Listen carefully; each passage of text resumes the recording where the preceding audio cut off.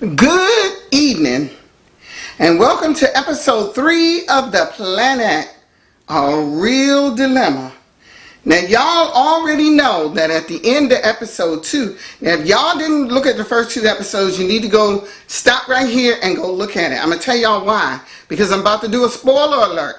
So I'm only talking to the people that have seen 1 and 2. Okay, so we know that Jillian, at the end of episode 2, Jillian got a knock at her door. Okay, and when she said, "Who is it?" they said, "Security." And so she just knows what they're there for. So she is in a real dilemma right now. And so moving on, we're going to go ahead and watch episode 3 of the Planet, A Real Dilemma. Okay, let's watch together. Introduction to the Planet. The Planet, a place for women, where women share ideas, where women contribute to a feminine society and community, educate one another, relate to one another. On June 1st, 1961, 34-year-old Ruby Severs was walking home from work one evening after finishing her shift at her job when she was encountered by a strange man. Ruby's husband did not come to pick her up because he was passed out intoxicated on the sofa at home, so she braved the 6 blocks to her house alone. She realized the man following her meant harm, so she began running. The street was quiet, and there was no one around to help her. She rounded the corner and found a door that led to an old warehouse and hurried inside, securing the door behind her. She was frightened and confused. She could only whisper the right words. "Help me. Please help me, somebody." After those words, she closed her eyes. When she opened them, she was in a strange place, another world she had never seen before. She saw a beautiful beach with clean water and white sand. The waves of the sea crashed, having a calming effect on her soul. The skies were blue, the bluest she had ever seen. There was no one else in sight as she looked around and discovered there were many resources which she later used to build up the place, to make it more inhabitable, to make it a home. Oh, she was excited. Ruby returned to Earth shortly afterward and told her husband about the beautiful place she had been. But he did not believe her. Instead, he had her committed to an asylum. But she escaped, and she made her way back to the warehouse with hospital staff chasing her. She uttered those words, "Somebody help me." Yes, somebody help me. Instantly, she was transferred back to the planet she discovered. Later, Ruby returned to Earth and told her 27-year-old friend Jackie about the planet, and they returned together and began building a home they now call the Planet. Welcome to the Planet, where women rule, where girls learn, where there are no men.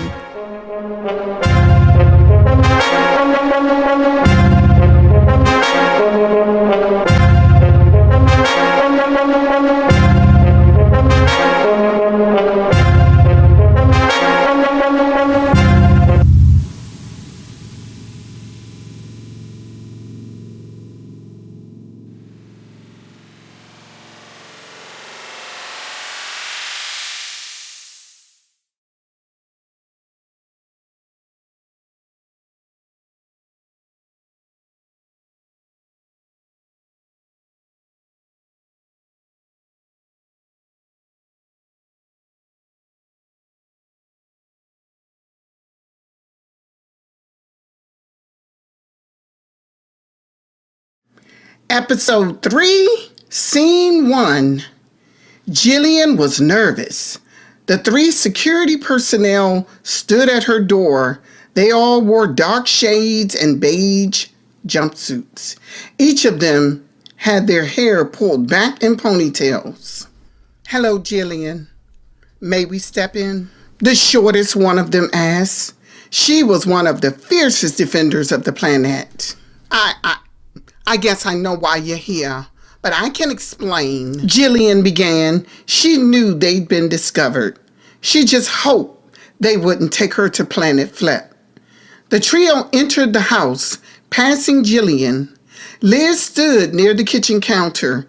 The vertical blinds were drawn, although one side of the house faced the ocean, which extended through town all the way to the countryside. The women sat down. "Now, Jillian, you were saying?" the shortest one asked. "I was saying I know why you're here. I can explain everything."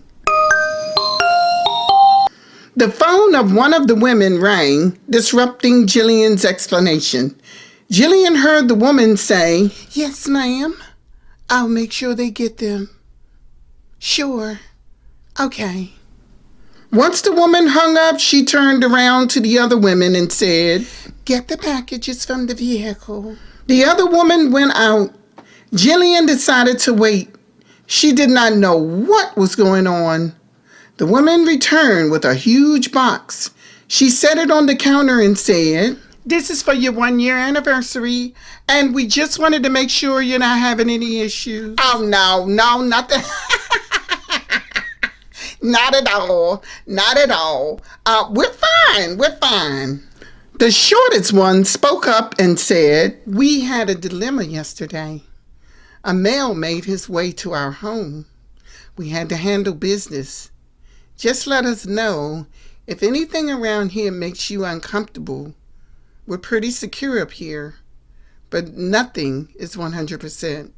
Remember that." "I see. Okay. Well, I understand. I really do. Thank you so much." "You're welcome. Enjoy your anniversary gift." The trio left, and Jillian sighed in relief. It was now 2016.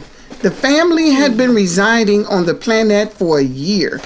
Time had gone by so quickly. They opened the box and there was an assortment of feminine treats such as lotions, perfumes, jewelry, soaps, and makeup. Asher made his way out to the living room to witness his mother and sister expressing their appreciation for the contents in the box. Although he knew why there was nothing in the box for him, he still felt excluded. Jillian turned around. Her son was standing behind them. She headed over to him. "Hey, Ash, how about I get your favorite meal from Shamira's tonight?" "Mom, I don't want a meal." "Ash, I don't understand, but..." "It's not even that, Mom." "Oh, then what is it, son?" Liz stood back, concerned about her brother. It's this, Mom, it's this." He gestured around, turning around. "What do you mean, this? What is that supposed to mean?" "This, all of this. Mom, look around you. Everything is about women, girls, females, whatever. I have no one to relate to." "Oh, Ash, you have us. We're your family." No, that's not it. I need male interaction. I watch sports, Mom. But you can still upload sports from Earth, son. You just watched the football game the other day. But it's nothing like being there. I need other guys. I need other guys to talk to, Mom. But you talk to other guys from your computer all the time. And you can always go visit. Mom. I even allowed you to talk to your dad. Mom. Don't you remember? Mom. Yes. I like girls, Mom. I'm starting to like girls. They're all around me. And I can't tell them how I feel. Oh, you will get over that. No. I promise. No, I won't, Mom. I'm hetero. I would never get over that. I can't keep behaving like I'm their girlfriend when my voice keeps getting deeper. Can't you see that, Mom? Can't you hear me? Jillian looked at her daughter, Liz. Liz shrugged at her and said, maybe he's right, Mom. We've stuck this out for a whole year. But I'll miss him. As you know, I would miss you. There's nothing here for Asher, Mom. And as he gets older, it will start to show. Men age here and women grow healthier. Oh, no, I just can't. Mom, if you're going to miss him, then go with him. You can go with him, Mom. But I'm staying, Liz said resolutely before grabbing a bottle of bath soap and lotion and heading to her room. Episode 3, Scene 2. Jackie hopped out of her car and headed up to Ruby's large 2-story house. Ruby had 5 bedrooms and 3 bathrooms. She rang the bell, but nobody answered. Then Jackie let herself in. Ruby! Ruby! Ruby! Jackie called out before resting her spring jacket and headed up the stairs. She found her friend in bed. It was almost 9. Ruby was usually up by 7. Ruby! Ruby! Ruby! Jackie called out, but the woman did not respond. Ruby! Ruby, wake up! Jackie became alarmed and pulled out her cell phone.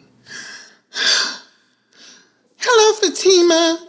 Send one of your doctors over to Ruby's immediately. What's wrong? What's going on? She's not responding. Get somebody over here. Okay. Start CPR. We'll get a medic truck over right away. Jackie began removing Ruby from the bed to the floor, but was unsuccessful. Ruby suddenly slapped her hand. Get off. What are you doing? Oh my God, Ruby, you're alive. Yes. Goodness. What is wrong with you, Jack? You wouldn't wake up. I thought you were... Thought I was what? You thought I was what? Well, you are 89. And that's why you thought I checked out? Ruby swung her legs over the side of the bed and slid her feet into her white satin slippers. I took a diplomat last night. I wanted to sleep well. Oh, thank goodness, you scared me. Don't be scared. When I check out, I'll let you know. And cancel that darn ambulance. Jackie got on the phone and canceled the medic truck. As soon as she was done, her phone rang again. Hello, Kim. What's going on? Hello, Jackie. So, we have a 17-year-old. She's pregnant. Rape victim. Has she arrived? Yes, Melly brought her up. She's at the doctor's office being examined. Okay, I'll be right over. Jackie kissed Ruby on the cheek and said, I'll be back. Got a new arrival. So I heard. I'll be over later. Ruby headed to the bathroom and showered. She donned her gold earrings, dark blue slacks, and a colorful silk blouse. She rolled her massive hair and tucked it. She noticed a strand of gray hair in the front. She hadn't started graying yet and realized that although she was aging slowly, she was aging. Her phone rang. This is Ruby. Ruby, this is Renee, spoke one of the scientists. Renee also made hair care products, soap, lotion, cleaning compounds, and other things they used on the planet. We're having an issue. We're having an issue in the environment, something that's just not right. What are you noticing? Last night the clouds were dense. I mean, really, really dense. It reminded me of when those men were here years ago. Don't you remember that? Well, We do know there are no men here now. Well, you're right about that. I'm going to keep the ladies on observation. If this persists going into next week, we may have to investigate more. Very well then. Just keep me posted. Ruby headed out and into her vehicle. Episode 3, Scene 3. Jackie entered the office where Dr. Fatima was speaking to Gina. The pregnant teen looked distraught and lost. Hello, Gina. My name is Jackie Payton. Hello, Miss Payton. Jackie shook her hand and sat down next to her. Do you know when your due date is? My last period was February. That should put your due date sometime in November or possibly October, depending on how early your last period was in February. One of the doctors had already examined her and given her prenatal vitamins. It was up to Jackie to assign her to orientation. Now, Gina, honey, can you wait in the lobby while I speak with Dr. Fatima for a minute? Yes, ma'am. The young lady left the room and Jackie shut the door. So, were you able to determine the gender of the baby yet? Not for another 4 weeks to be certain. Well, she does understand that a male child cannot survive here, right? Yes, she does. I've informed her. She wants to give it up for adoption anyway. Oh, really? If it's a girl, someone here can adopt if she wants to go that route. Natalie says she would love to raise a baby girl. That would be great. Jackie soon left the office and drove Gina to her new apartment, a 1-bedroom flat with a small yard. Oh, whose car is that? Gina asked once Jackie pulled up. Up here, we call them vehicles. It kind of reminds me of a golf cart, only more sophisticated. It does, doesn't it? But it's for your usage. You only have to power it up at night. No gasoline or anything. Jackie explained as she parked and hopped out of the vehicle. Really? Gina grew excited. This was a place like she had never seen before. Jackie opened the door and led Gina inside. Everything here is yours, and I'll take you shopping over to Stephanie's later for some clothing. There are some groceries in the fridge. In the meantime, make yourself comfortable and get some rest. I know you must be tired. You have some sleepwear in the bedroom, too. Thank you so much, Miss Jackie. Oh, you are welcome, honey. Now, please get some rest. You have a long day ahead of you tomorrow. Woo! Gina let out an excited scream once Jackie left. She was happy to have her own place. Everything in the house was brand new and clean. The furniture was all white. She had a sliding glass door that overlooked the countryside. She stared out into the greenery. She could see a nice hill from afar and what looked like a huge mansion sitting on top. That was the ballroom and the meeting dinner theater. She turned on the water in the shower and stepped inside, allowing the warm spray to caress her. Episode 3, Scene 4. Ruby hurried over to the observation room. She had been called on an urgent matter that her security force had noticed. When she arrived, Carmelita, the head of defense, was sitting at her console. Ruby sat next to her. So what's going on, Carmelita? We have an invasion. They are within about maybe 10,000 miles. Sylvia spotted them on the radar. Defense is gearing up on the Euphemia right now. Good. Do we know what they want? No, they haven't communicated that with us yet. Minutes later, the captain of a spaceship made communication with them. His picture was distorted until it cleared up. A male with dark hair and evil eyes appeared on screen. All the women watched on the large screen in the control room. This is Captain Loomers. Hello, Captain Loomers. What do you want? Ruby asked. She could not only see him, he could also view her image. Ah, you are a beauty. Thank you, sir. What do you want? As I asked before. What I want is we're landing in 5 days. Okay, I see. Landing where? We're landing in your world. Impossible. I suggest you reroute. Suggest and refuse. We're low on power. We need to land. Sir, you would have to find somewhere else to land. Where are you from? We're from Planet Koozin. We're Koozaners. Well, sir, it looks like you're a little over 10,000 miles from us.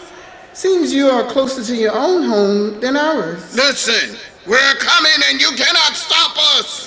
Meanwhile, Carmelita is communicating with the defense crew out in space. Ladies, be ready to arm and aim, she said, letting the defense team know exactly where the invaders were in the universe. Captain Loomers let out a maniacal laugh and disconnected, making Ruby angry. She bellowed an expletive. I was supposed to be on the Euphemia. Why did they leave without me? Well, it was an emergency, ma'am, and we tried to reach you, but I believe you might have been sleeping. Yes, of course. I would never take another diplomat again. Episode 3, Scene 5. The Defenders were out in space. They spotted the spaceship from Planet Koozin. Madame Severs, we've located the spaceship, one of the defenders said. Thank you, Dana. How close are they? We would say 11,000 miles. They are too far for us to make an impact if we fire. Very well then. Pursue them. Keep them in your line of fire. Yes, ma'am, we will. The Euphemia sped further out into space towards their enemy, going 8,000 miles an hour. Hey, Dawn, I think we should drop back. If we're too close, we can blow them up. We don't want to do that. One of the defenders told the pilot. Dawn dropped her speed, but she said, I'm with Ruby. We need weapons to eliminate, not just slow down and stop these people. Well, Dawn, we are women. We don't take lives. That's what But we men live in a do. universe that have dangerous male-like creatures roaming around. Dawn. Oh my goodness. Dawn then spoke into the mic. Madam Severs, we're now within striking distance. Fire!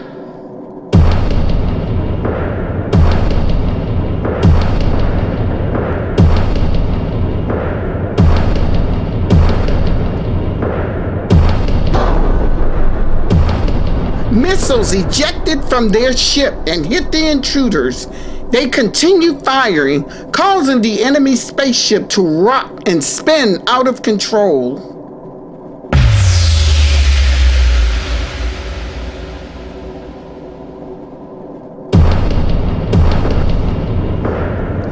At the order of Ruby, they continue firing. You're doing great, girls. Continue firing. But suddenly, the Euphemia is hit. They did not see it coming. Madame, we've been hit. We've been hit, madame. Drop altitude and go for cover. Blend with the universe. Dropping altitude, madame.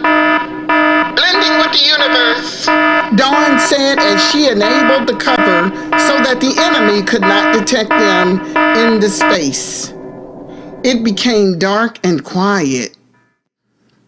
They could not see anything except stars. Their ship slowed down as they floated out into the universe. Has any damage been done to the Euphemia? No, ma'am. I'm not receiving any alerts. All the engines look good so far. That's great. Madame, what should we do now? Stay where you are. Let them bring the fight to you. One of the defenders back at base spotted something on the radar. The enemy was now coming from a different direction. They called it the merry-go-round method. They were familiar with that.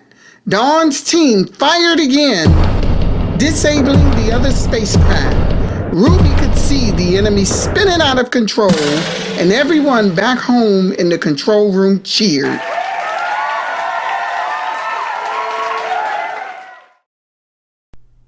I bet they won't ever mess with us again," Ruby said, watching the action from where she was stationed. She snatched off her headset and stood, made her way to her own console. The girls on the spacecraft popped champagne bottles. Girls, y'all know there's no drinking while traveling. Dawn, you're the pilot. That doesn't apply to us, one of the crew members said. The women laughed and poured themselves a drink. Then they heard Ruby's voice.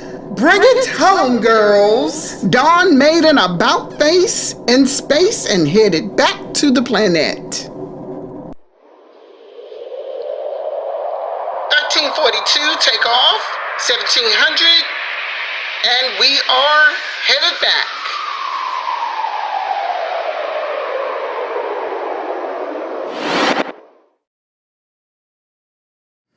Episode 3, Scene 6. Gina rested on the exam table while the radiologist examined her. She would find out the gender of her baby. It was 4 weeks later.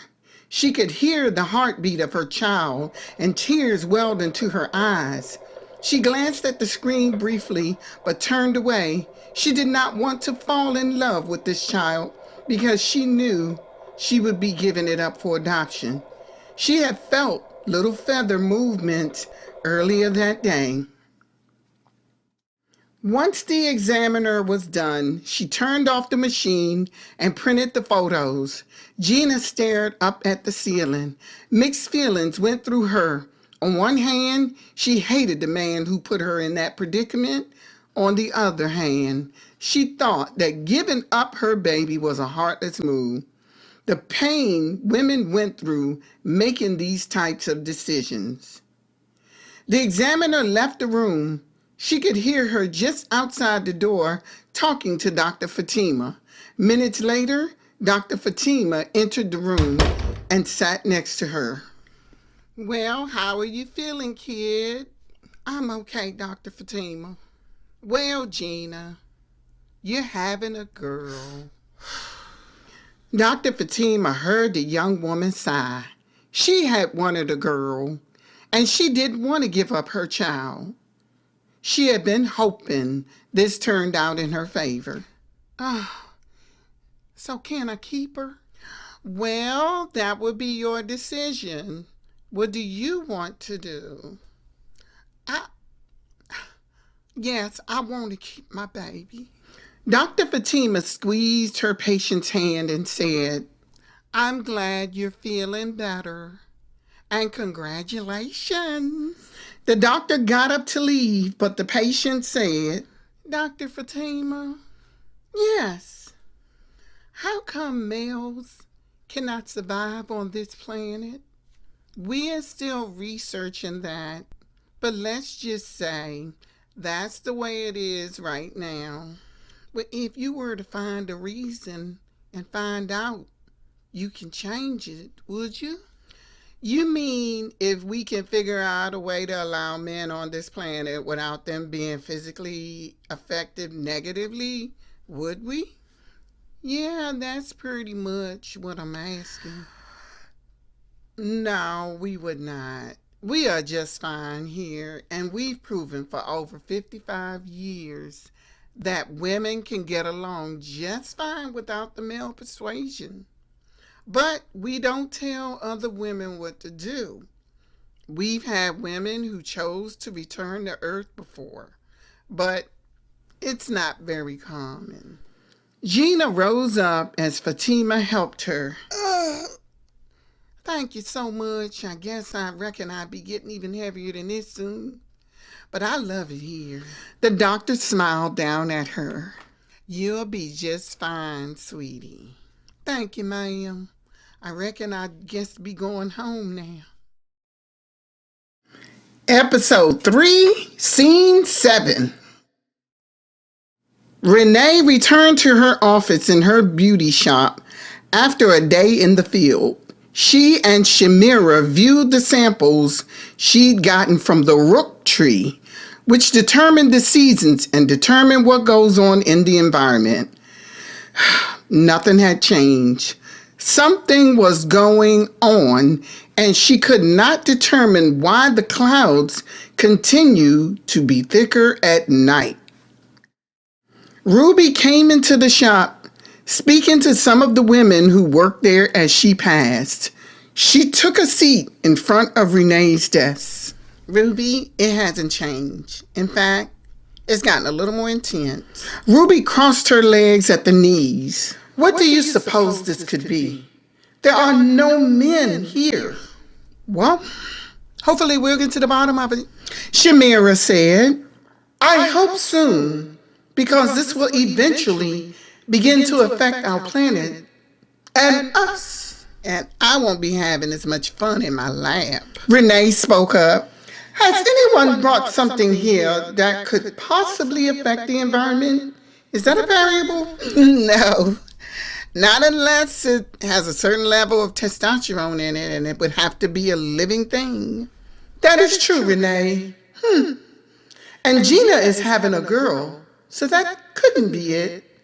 Even if she were, it would not have that type of effect this early, while she is still carrying. Oh, she's having a girl. Oh, wonderful. Oh, Shamira cheered. I'll say that's wonderful. Anyway, girls, please keep me posted. Yes, ma'am.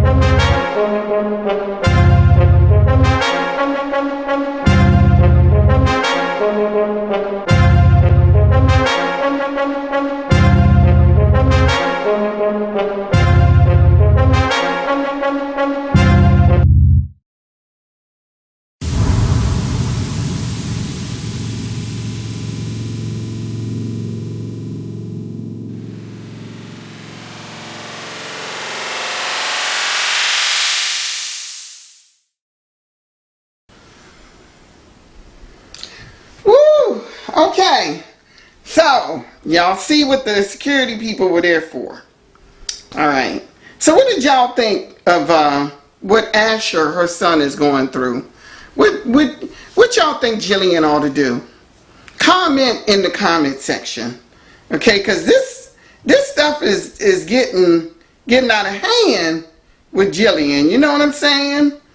So you know, and tell me who your favorite character is so far. Now that you've seen 3 episodes, tell me who you're rooting for or who you respect as far as the characters, and let me know if you've fallen in love with somebody, not in that way, but, you know, thinking that maybe somebody is a good person or they're tough or they mean business or, you know, in any way that you can respect them. Don't forget to like, subscribe, and turn on those notifications.